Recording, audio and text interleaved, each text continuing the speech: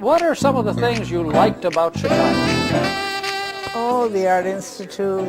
And one of the things I know that you and I share is Chicago. This is true. Really distinct goals.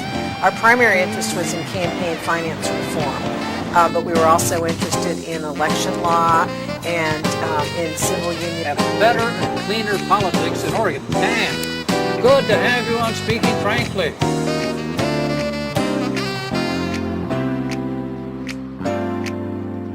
You know, that's the thing is, we as human beings live together on this planet Earth. Right. We also live together in our societies, in our nations, in our communities.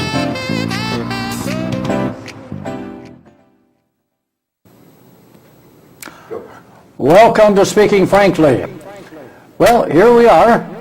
You would think it was June, the way the weather is, but it's actually still January, and I have as my special guest today, Don Van Etten. Don, good to have you back on Speaking Frankly. Thanks, Frank. Well, you always do speak frankly, and tell me, on this beautiful day, as it seems like it's June and not January, what are some of your thoughts about where we are and what we ought to be about politically in these days? Frank, there are so many questions and concerns that we have, but since you and I both are products of the American public education system, it's as easy for me, having taught for 40 years, and you taught for many, many years yourself, that we need to bring our schools, not just in Oregon, but in our whole country, up to standards. It is simply immoral and certainly illogical for the richest country in the world not to have the best schools. And to make it even worse, we're not even in the top 10 for Singapore to have better schools, for South Korea to have better schools, and going on down the list is wrong. Americans should understand, and Oregonians should understand. I'm so glad you lifted that up, because having grown up in the Depression, having grown up in 4 rooming houses during the Depression in Grand Rapids, Michigan, one of the great things that we had in the Depression was first-rate public schools.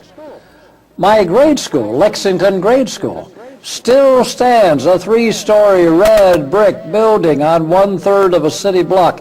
2/3 is the playground, 1/3 is the red brick building. And that still functioning as a grade school in Grand Rapids, Michigan. And here I am in my 80s, you see.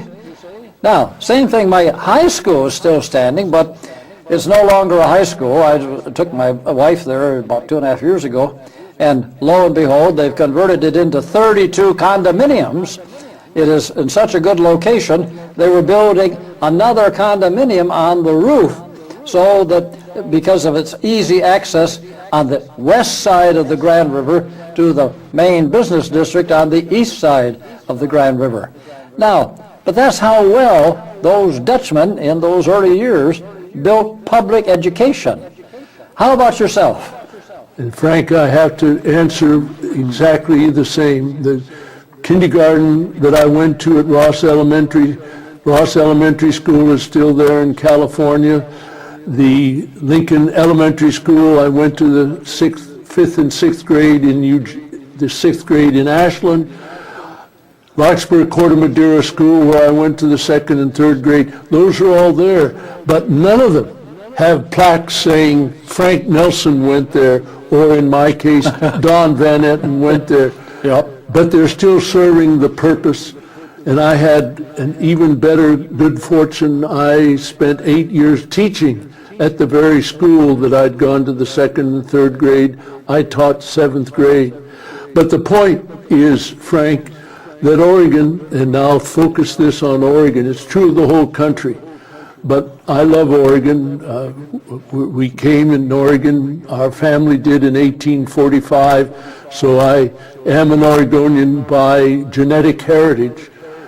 Oregon used to have the best schools.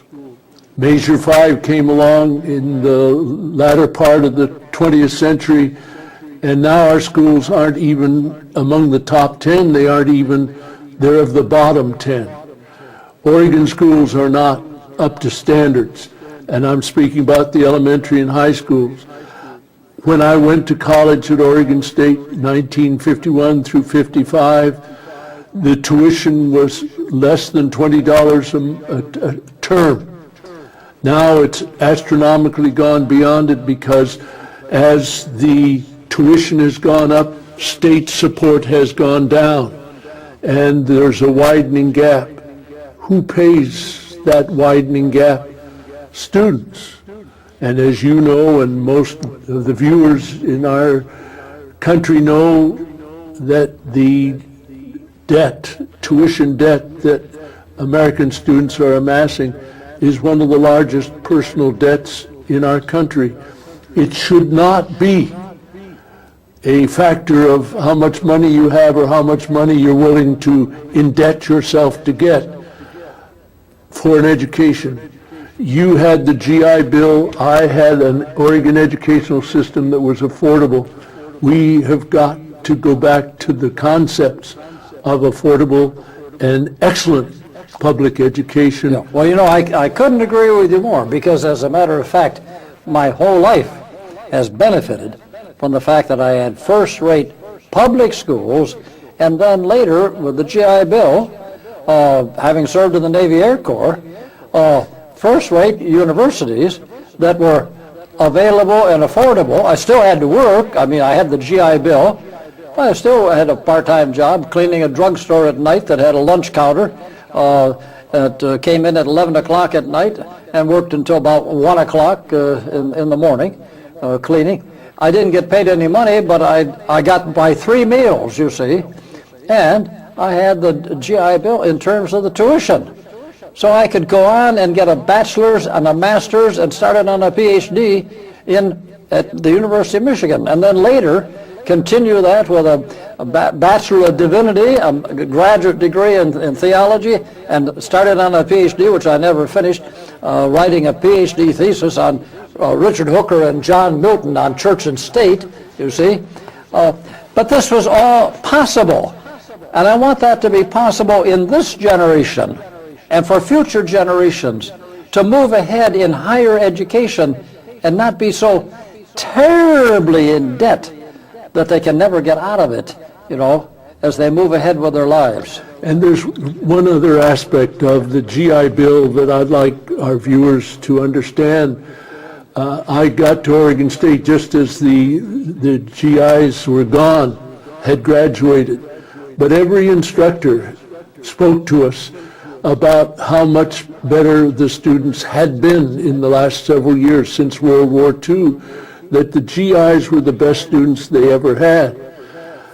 Now there's a huge advantage, and we could do that, and in fact Harry Truman actually suggested that in 1946.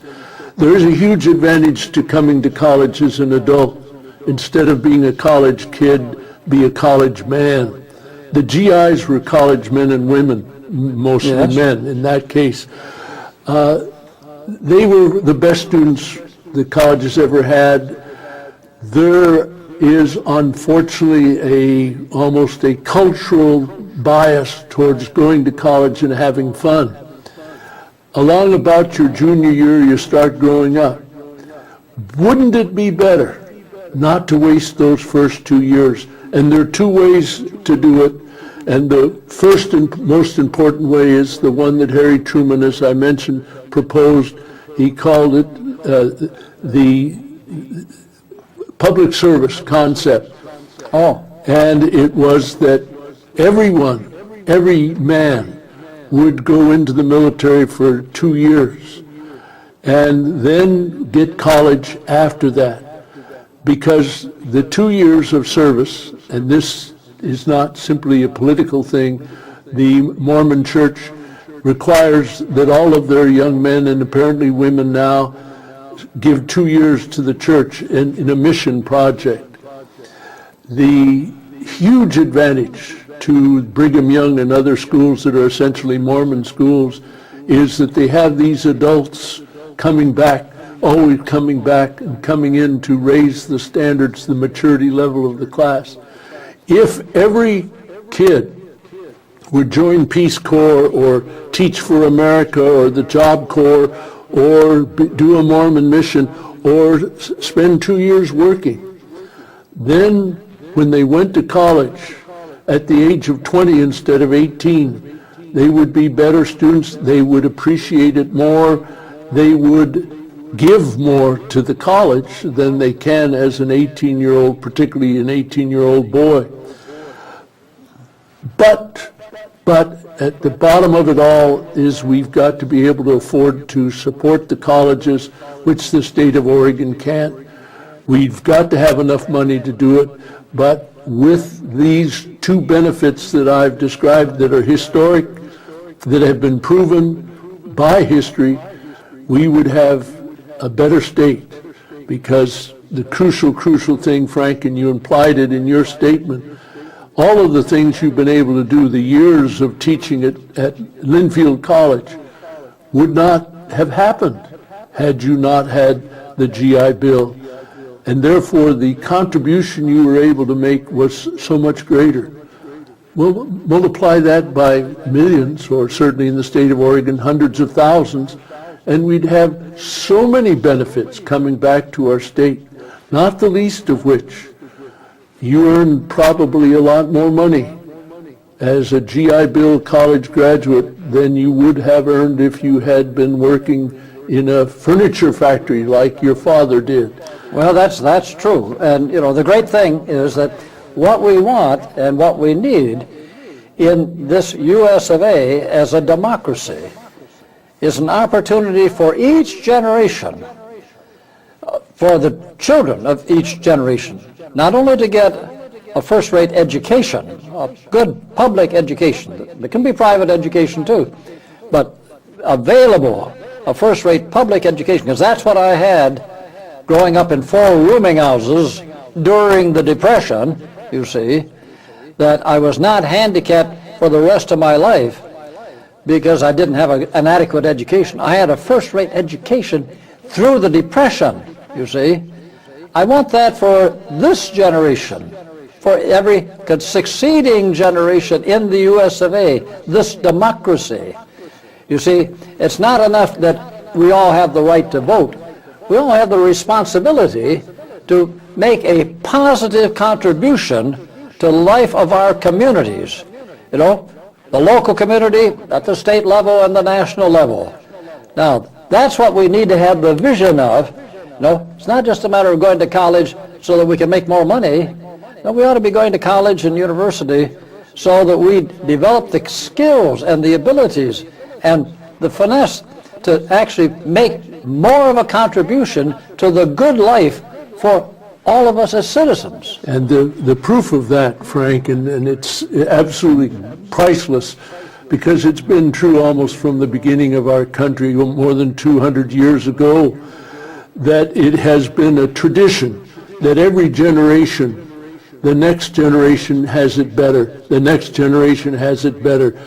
I can remember when I first started teaching community college, again and again and again and again, there would be young men or women getting a junior college AA degree.